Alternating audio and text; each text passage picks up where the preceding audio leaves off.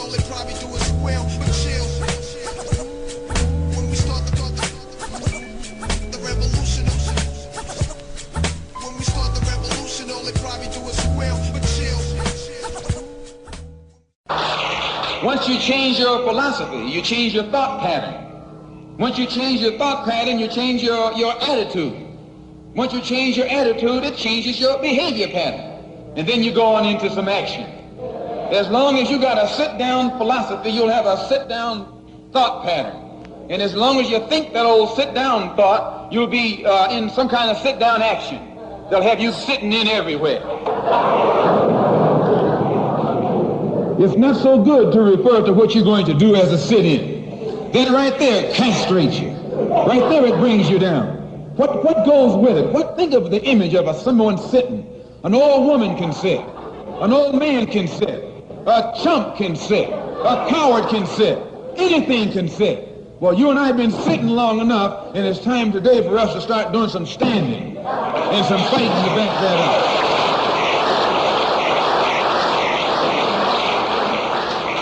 When we look at other parts of this earth upon which we live, we find that black, brown, red, and yellow people in Africa and Asia are getting their independence. They're not getting it by singing, "We shall overcome." No, they're getting it through nationalism. It is nationalism that brought about the independence of the people in Asia. Every nation in Asia gained its independence through the philosophy of nationalism. Every nation on the African continent that has gotten its independence brought it about through the philosophy of nationalism. And it will take black nationalism that to bring about the freedom of 22 million Afro-Americans here in this country where we have suffered colonialism for the past 400 years.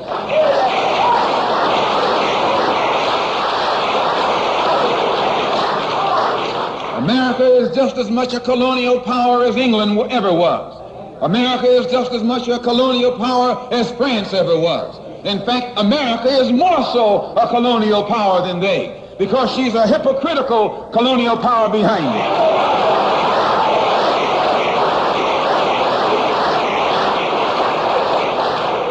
What do you call second-class citizenship? Why, that's colonization. Second-class citizenship is nothing but 20th century slavery.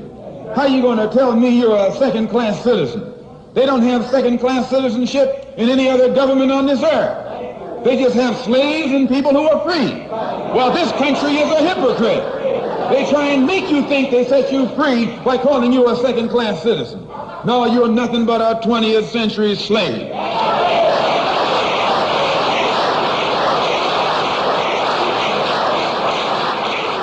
Just as it took nationalism to remove colonialism from Asia and Africa, it'll take black nationalism today to remove colonialism from the backs and the minds of 22 million Afro-Americans here in this country. Looks like it might be the year of the ballot or the bullet.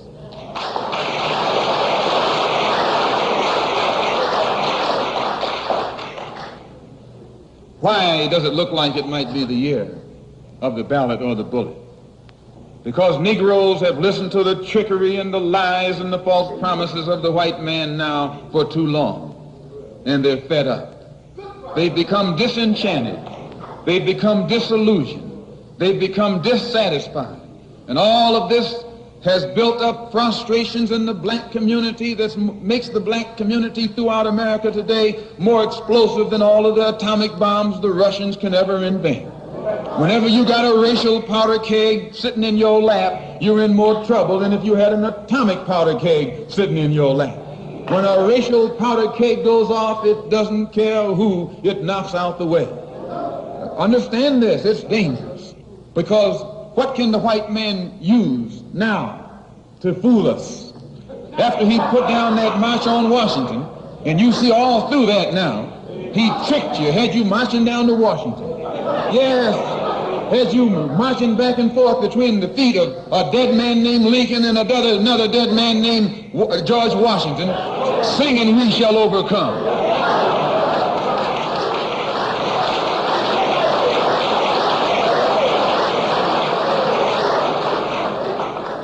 He made a chump out of you. He made a fool out of you. He made you think you were going somewhere, and you end up going nowhere but between Lincoln and Washington. So today our people are disillusioned. They've become disenchanted. They've become dissatisfied. And in their frustrations, they want action. You'll see this young black man, this new generation, asking for the ballot or the bullet. That old Uncle Tom action is outdated. The young generation don't want to hear anything about the odds are against us. What do we care about odds?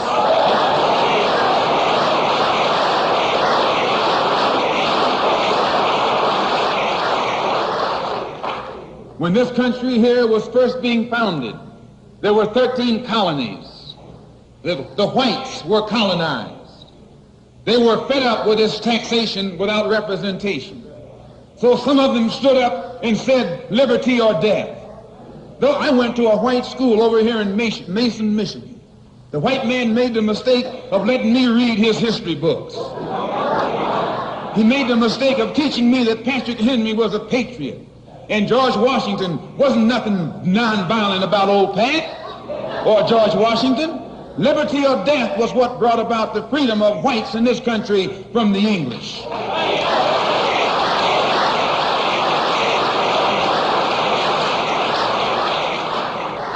They didn't care about the odds. Why, they faced the wrath of the entire British Empire. And in those days, they used to say that the British Empire was so vast and so powerful when the sun would never set on it. This is how big it was. Yet these 13 little scrawny states, tired of taxation without representation, tired of being exploited and oppressed and degraded, told that big British Empire, liberty or death.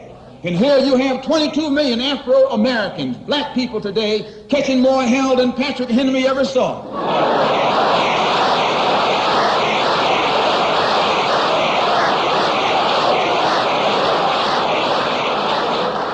And I'm here to tell you, in case you don't know it, yes, you got a new generation of black people in this country who don't care anything whatsoever about odds. They don't want to hear you old Uncle Tom handkerchief heads talking about the odds. No. This is a new generation. If they're going to draft these young black men and send them over to Korea or South Vietnam to face 800 million Chinese,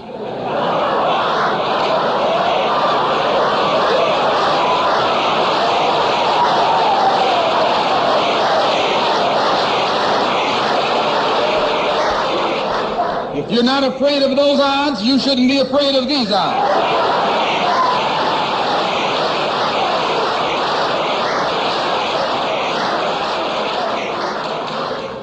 Why does this loom to be such an explosive political year?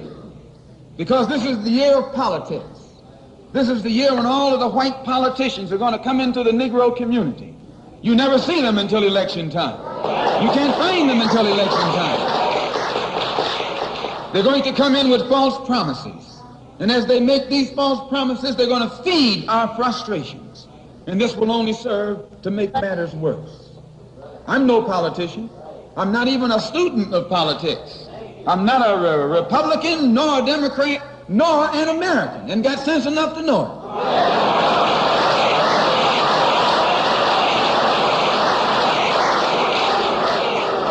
I'm one of the 22 million black victims of the Democrats. One of the 22 million black victims of the Republicans, and one of the 22 million black victims of Americanism.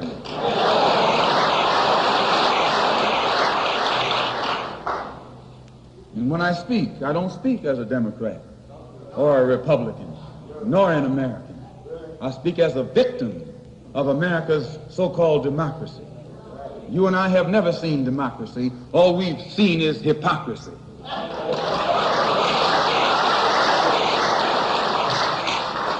When we open our eyes today and look around America, we see America not through the eyes of someone who has enjoyed the fruits of Americanism. We see America through the eyes of someone who has been the victim of Americanism. We don't see any American dream. We've experienced only the American nightmare. We haven't benefited from America's democracy. We've only suffered from America's hypocrisy. And the generation that's coming up now can see it and are not afraid to say it. If you go to jail, so what? If you're black, you were born in jail.